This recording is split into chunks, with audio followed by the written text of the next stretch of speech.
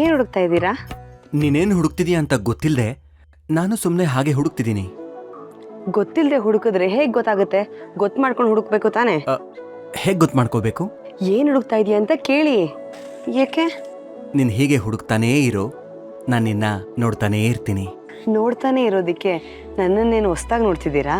ಹೊಸ್ದಾಗಿ ಅಂತಾನೆ ಏನೂ ಇಲ್ಲ, ಆದರೆ ನೀನು ಹುಡುಕೋವಾಗ ನಿನ್ನ ಮುಖಚರ್ಯನೇ ಬೇರೆ ಆಗಿರುತ್ತೆ.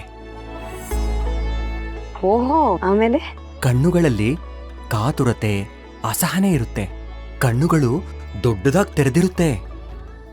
ತುಟಿಗಳು ತುಡಿತದ ಶಾಖಕ್ಕೆ ಪಸೆಯೂರಿ ನಾಲಿಗೆ ಪದೇ ಪದೇ ಒದ್ದೆ ಮಾಡಲು ಹವಳಿಸುತ್ತೆ. ನೀನು ಉದ್ವೇಗದಲ್ಲಿದ್ದಾಗ ನಿನ್ನ ಮುಖದ ಸೊಗಸೇ ಬೇರೆ. ನಿನ್ನ ಮುಖ ನೋಡ್ತಾ ಇದ್ರೆ ನೀನೇ ಒಂದು ಕಾವ್ಯ ಕನ್ನಿಕೆಯಾಗಿ ಒಂದು ಕಾವ್ಯ ಬರಿಬೇಕು ಅನ್ಸುತ್ತೆ.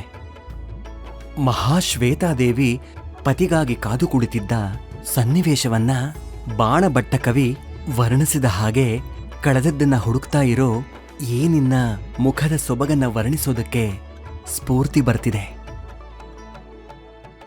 ಆಹಾ, ನಾನು ಕಳ್ಕೊಂಡಿರೋದನ್ನು ಹುಡುಕ್ತಾ ಇದ್ದೀನಿ. ನಿಮಗೆ ನಾನು ಕಾವ್ಯ ಕನ್ನಿಕೆಯಾಗಿ ಕಾಣಿಸ್ತಾ ಇದ್ದೀನಾ? ಸರಸ್ವತಿ, ನಿನಗೊಂದು ವಿಷಯ ಗೊತ್ತಿಲ್ಲ. ನಮ್ಮಪ್ಪ ಏನಾದ್ರೂ ಕಾವ್ಯ ಬರಿಬೇಕು ಅಂತ ಹೇಳಿದ್ರೆ ಅಮ್ಮ ತಕ್ಷಣ ಅನ್ಸಿದನ್ನ ಪದ್ಯವಾಗಿ ಪಟಪಟ ಅಂತ ಹೇಳ್ಬಿಡೋರಂತೆ.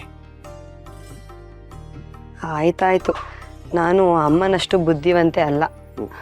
ಮೊದಲು ನಾನು ಏನು ಹುಡುಕ್ತಾ ಇದ್ದೀನಿ ಅಂತ ಕೇಳಿ. ಅಪ್ಪಣೆ ಮಹಾರಾಣಿಯವರೇ, ತಾವೀಗ ಏನನ್ನು ಹುಡುಕುತ್ತಿರುವಿರಿ? ನನ್ನ ಮುಖ ನೋಡಿ, ನಿಮಗೆ ಗೊತ್ತಾಗುತ್ತೆ.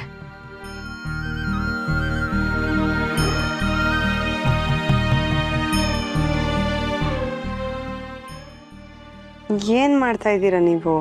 ನೀನು ಹೇಳಿದ್ದನ್ನೇ ಮಾಡ್ತಾ ಇದ್ದೀನಿ. ಮುಖ ನೋಡು ಅಂದೆ, ನೋಡ್ತಾ ಇದ್ದೀನಿ. ನನ್ನ ಮುಖದಲ್ಲಿ ನಿಮ್ಗೇನು ಕೊರತೆ ಕಾಣಿಸ್ತಿಲ್ವಾ? ಪೂರ್ಣಚಂದ್ರನನ್ನೇ ನಾಚಿಸುವ ಈ ಮುಖದಲ್ಲಿ ಕೊರತೆನಾ? ಸಾಧ್ಯನೇ ಇಲ್ಲ. ಶ್ರೀಹರಿ, ಶ್ರೀಹರಿ, ನೀವು ಮೆಚ್ಚೋ ಒಂದು ಆಭರಣ ನನ್ನ ಮುಖದಲ್ಲಿ ಇಲ್ಲ. ಸರಿಯಾಗಿ ನೋಡಿ. ನಿನ್ನ ಮುಖದಲ್ಲಿ ನಾನು ಮೆಚ್ಚುವ ಆಭರಣ ಅಂದ್ರೆ ಅದು ನಗು. ಅದಿದೆಯಲ್ಲ, ರೂಪೇಶು ಲಕ್ಷ್ಮಿ. ಲಕ್ಷ್ಮಿಗೆ ಸಮನಾದ ರೂಪವತಿ ಯಾರೂ ಇಲ್ವಂತೆ. ನನ್ನ ಪಾಲಿಗೆ ನೀನೇ ರೂಪವತಿ, ಸರಸ್ವತಿ. ನಿನ್ನ ಮುಖದಲ್ಲಿ ಯಾವ ಕಳಂಕನೂ ನನಗೆ ಕಾಣ್ತಾ ಇಲ್ಲ. ನೀವು ಮರೆ ಮಾಚ್ತಿದ್ದೀರಾ ಅಂತ ನನಗೆ ಗೊತ್ತು. ಸುಮ್ಮನೆ ಸತಾಯಿಸ್ಬೇಡಿ, ಹೇಳಿ. ನಾನು ಕೇಳೋದನ್ನ ಕೊಟ್ರೆ ಆಗ ಹೇಳ್ತೀನಿ. ನಿಮಗೆ ಕೊಡದೆ ಉಳಿದಿರೋದು ನನ್ನ ಹತ್ರ ಏನಿದೆ ಹೇಳಿ? ನಿಮ್ಮ ಸಂತೋಷದಲ್ಲೇ ನನ್ನ ಸುಖ ಇದೆ. ನನ್ನನ್ನೇ ನಿಮಗೆ ಅರ್ಪಿಸ್ಕೊಂಡಿದ್ದೀನಿ. ನೀವು ಮೆಚ್ಚೋ ನನ್ನ ಮೂಗ್ನತ್ತು ಎಲ್ಲೋ ಕಳೆದೋಗಿದೆ. ಅದಿಲ್ಲದೆ ನನಗೆ ನನ್ನ ಮುಖ ಅಪೂರ್ಣ ಅನ್ನಿಸ್ತಿದೆ.